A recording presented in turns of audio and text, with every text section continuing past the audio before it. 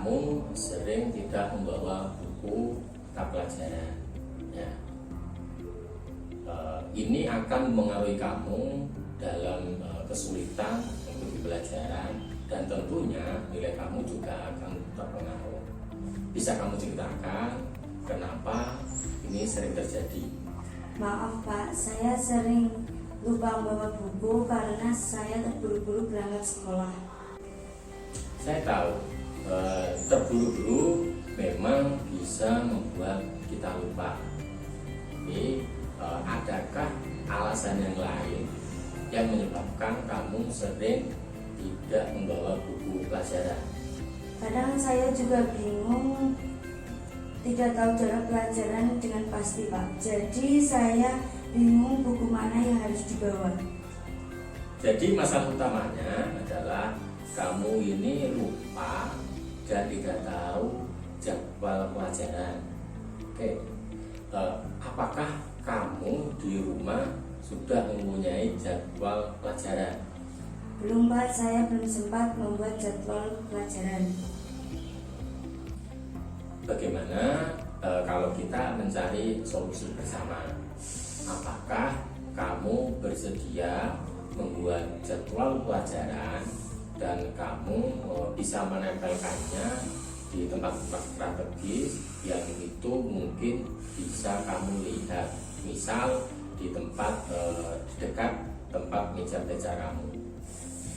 Itu ide bagus Pak, saya bisa membuat jadwal dan menambahnya di meja belajar saya.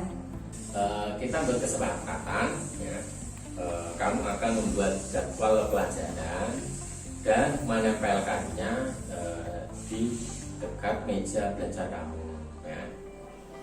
Dan selain itu, kamu setiap malam sebelum tidur kamu harus mempersiapkan buku pelajaran untuk besok.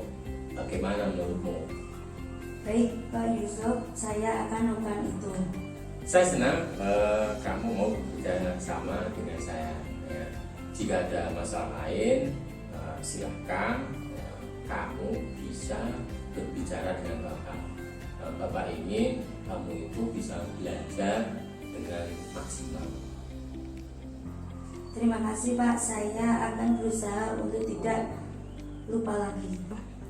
Saya akan mencatat kesepakatan kita hari ini, dan kita akan bertemu minggu depan untuk melihat apakah ada perkembangan. Nah, saya yakin kamu bisa. Baik Pak, terima kasih atas pengertiannya. Terima kasih kepada Pak Yusuf yang sudah peduli dan mendampingi saya untuk menyelesaikan masalah yang saya hadapi, sehingga permasalahan saya yang sering tidak membawa buku pelajaran dapat diselesaikan dengan cara yang mendidik dan penuh perhatian.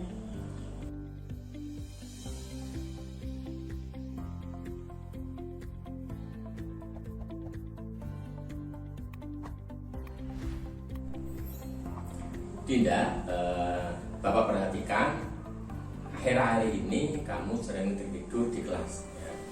Saya khawatir ini akan memengaruhi proses pembelajaranmu. Bisa kamu ceritakan apa yang menyebabkan kamu ini sering mengantuk di kelas? Maaf Pak, saya sering mengantuk karena di pondok pesantren kami ada kegiatan mengaji sampai larut malam. Saya mengerti Dinda, mengaji itu adalah kegiatan yang sangat penting ya. Tapi kita juga perlu mencari cara agar kamu ini bisa tetap fokus belajar pada waktu di sekolah ya. Bisakah kamu jelaskan jadwal kegiatan di pondok itu seperti apa? Kegiatan mengaji dimulai setelah sholat maghrib dan biasanya berlangsung sampai pukul 10 atau 11 malam. Setelah itu, kami juga harus bangun untuk sholat tahajud sebelum subuh. Jadi kamu tidak mendapatkan banyak waktu untuk istirahat. Apakah ada kesempatan untuk tidur siang di pondok pesantren? Ada Pak, tapi waktu tidur siangnya sangat terbatas karena kami juga harus mengikuti kegiatan ngaji sore setelah pulang sekolah. Bagaimana kalau kita cari solusi bersama? Apakah kamu nanti bisa berbicara dengan pengurus pondok pesantren untuk melihat apakah ada kemungkinan mengatur ulang jadwal agar kamu ini nanti bisa mendapatkan istirahat yang cukup? Saya bisa mencoba berbicara dengan pengurus, Pak, tapi saya tidak yakin apakah jadwal bisa diubah. Baik, kita buat kesepakatan bersama.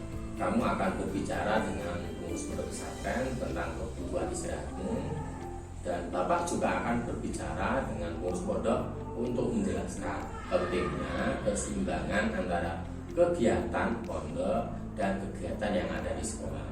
Nah, kita bisa mencari cara agar kamu bisa mendapatkan waktu istirahat yang cukup tanpa mengurangi kegiatan mengaji. Baik, Pak, saya akan coba bicarakan dengan pengurus. Saya senang kamu mau kerjasama dengan Bapak. Ya, jika ada masalah lagi atau kamu butuh bantuan, jangan ragu untuk berbicara dengan Bapak. Nah, Bapak ingin kamu ini bisa belajar dengan baik dan nyaman di sekolah. Terima kasih, Pak. Saya akan berusaha untuk tidak tertidur lagi di kelas. Bapak akan catat kesepakatan kita hari ini, dan kita akan bertemu lagi minggu depan untuk melihat apakah ada perkembangan. Ya, saya yakin kita bisa menemukan solusi yang terbaik. Baik, Pak Yusuf, terima kasih atas pengertiannya. Terima kasih kepada Pak Yusuf yang sudah peduli dan mendampingi saya untuk menyelesaikan masalah yang saya hadapi, sehingga permasalahan saya yang sering tertidur di kelas dapat diselesaikan dengan cara yang mendidik dan penuh perhatian.